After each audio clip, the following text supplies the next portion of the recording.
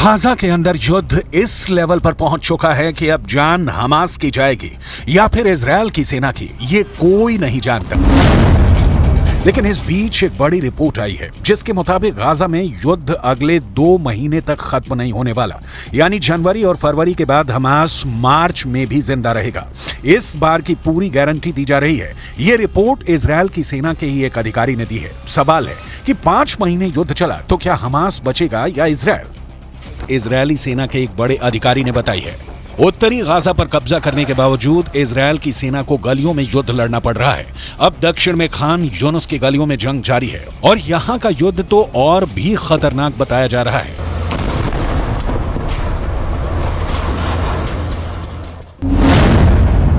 कुल मिलाकर समझिए कि 7 अक्टूबर को शुरू हुआ युद्ध अब भी जारी है। यह युद्ध 7 जनवरी तक भी चलेगा। यह युद्ध 7 फरवरी को भी होता रहेगा और इसके बाद यह युद्ध 7 मार्च को खत्म हो जाएगा। इसकी कोई गारंटी नहीं है, यानी इजरायल और हमास की जंग 5 महीनों से आगे जाएगी। अब इजरायल की सेना के अधिकारी ये बात बता रहे हैं पर हमले तेज कर दिए हैं। इजरायल की सेना अपना टैंक किस गली में ले जाए और किस में नहीं, और किस गली में जाकर उस पर हमला नहीं होगा, ये गारंटी कोई नहीं दे रहा। बिस्मिल्लाह अल्लाह।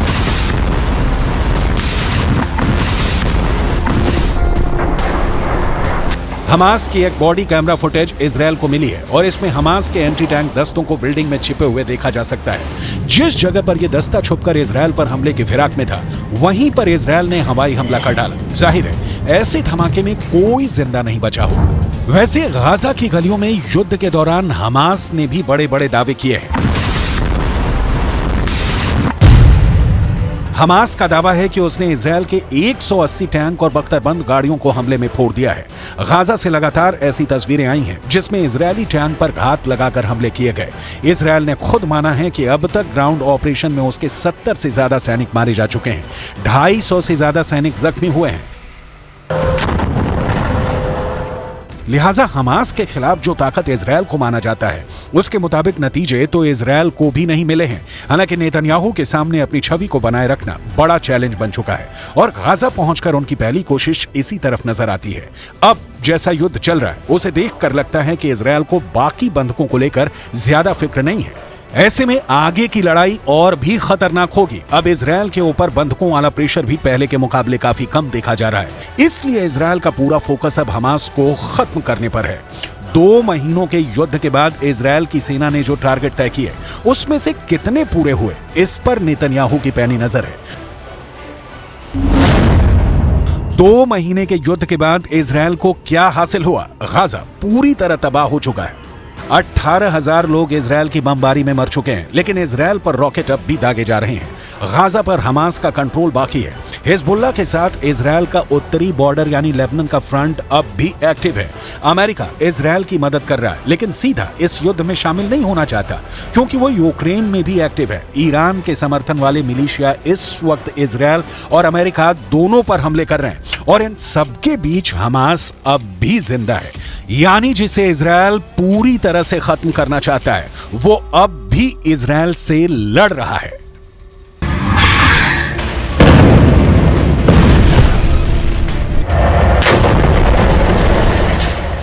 It remains imperative that Israel put a premium on civilian protection.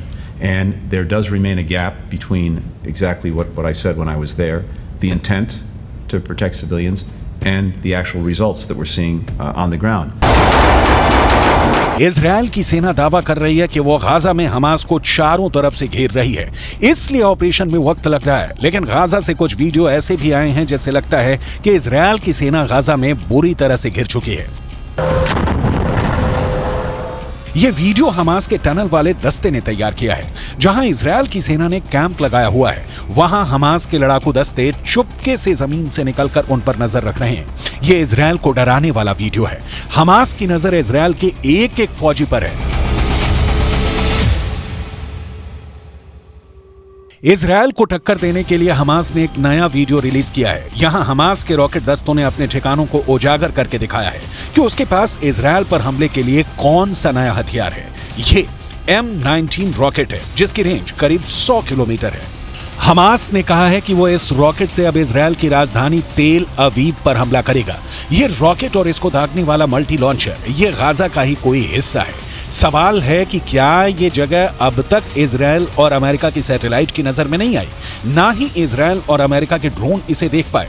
मुमकिन है ये पुराना वीडियो है और अब हमास ने इसे जारी करके सिर्फ इजरायल में डर पैदा करने की कोशिश की है।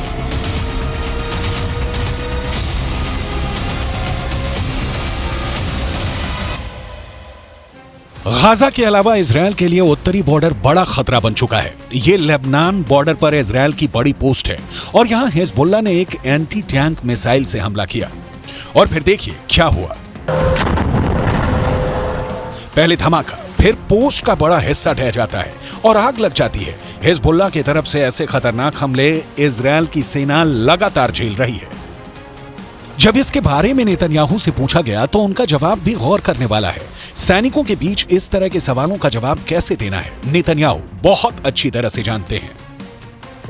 כי אם חיזבאללה יבחר לפתוח במלחמה כוללת, אז הוא במו ידיו יהפוך את ביירות ואת דרום לבנון, לא רחוק מכאן, לעזה ולח'אן יונס.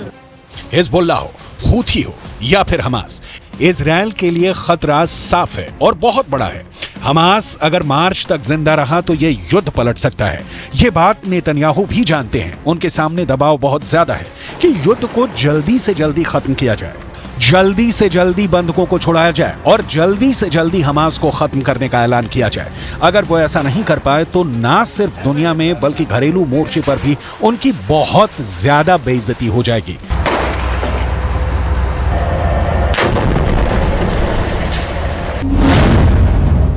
इसलिए इजरायल और नेतन्याहू के सामने सबसे बड़ा डर है कि अब मार्च तक हमास जिंदा रहेगा।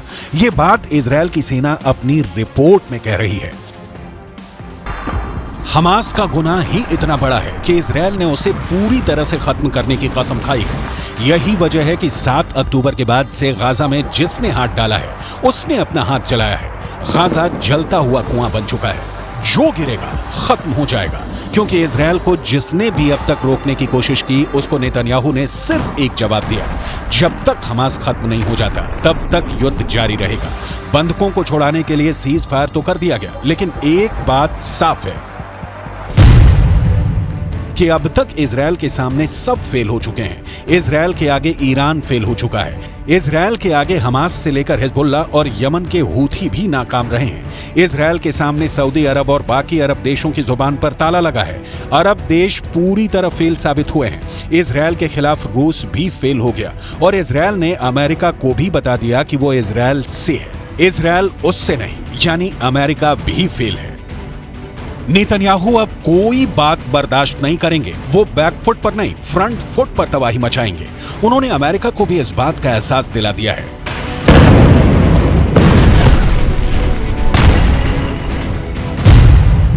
कि हमास को खत्म करने तक बिल्कुल नहीं रुकेंगे। हमास की मौत 100% पक्की है, ये नेतन्याहू की गारंटी है। उत्तरी गाजा के अस्पताल इजरायली बमबारी के सबूत बने तो दक्षिण में खान यूनिस के रिहायशी इलाके इस बमबारी के सबूत बन रहे हैं। यहां बम गिरा तो 10 लोग फौरन मारे गए, कई घायल हो गए। तबाही की ऐसी तस्वीरें हर जगह दिखी। गाजा में बमबारी रोके, इसके लिए इजरायल पर दबाव डाला जा रहा है, लेकिन उसका असर शून्य है। इजरायल को अमेरिका से मिल रही मदद इसका सबसे बड़ा सबूत है, जो फिर से सीज फायर की कोशिश के आगे दीवार बन चुका है। अमेरिका ऐसी बमबारी रोकने के लिए संयुक्त राष्ट्र सुरक्षा परिषद में आए प्रस्ताव के खिलाफ वीटो कर चुका है। بتنزل على قطاع غزة محاصر من 20 عام. هذه الأسلحة وهذه الصواريخ كلها صنعت في أمريكا وفي دول العالم الغربية، ويدعم إسرائيل من أجل القضاء على الشباب والأطفال والنساء والشيوخ. حسبنا الله ونعم الوكيل. أمريكا لما اتخذت عدم وقف إطلاق النار في الأمم المتحدة وفي كل مكان يدعو لوقف إطلاق النار، أمريكا هي التي توقف هذا، تحط حق الفيتو ضد هذا الشعب الذي يموت 24 ساعة قصف ليل ونهار لا يتوقف بالأسلحة الأمريكية। हमास को खत्म करने के लिए अमेरिका ने इजरायल को 15,000 बंकर बस्टर बम भेजे हैं। गाजा पर बमबारी के लिए अमेरिका ने इजरायल को 57,000 तोप के गोले सप्लाई किए हैं। एक तरह से बाइडन मौत बांट रहे हैं। ये इल्जाम अमेरिका पर बार बार लग रहा है। hospital in Gaza, and what I'm seeing are babies, tiny, tiny babies who are dependent on incubators. Those incubators need fuel, they need electricity in order to operate. They're keeping these babies alive, and they need to keep it up.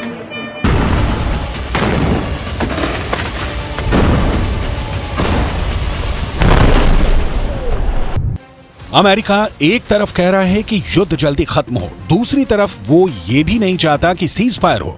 America Israel को लगातार बम भेज रहा है और Israel Gaza पर लगातार बमबारी भी कर रहा है, लेकिन 2 महीनों के बाद भी ये युद्ध जारी है और हमास जिंदा है। सवाल है कि क्या हमास के पास इतनी बड़ी ताकत है और क्या इजरायल इतना कमजोर है कि वो मार्च तक हमास को खत्म नहीं कर पाएगा?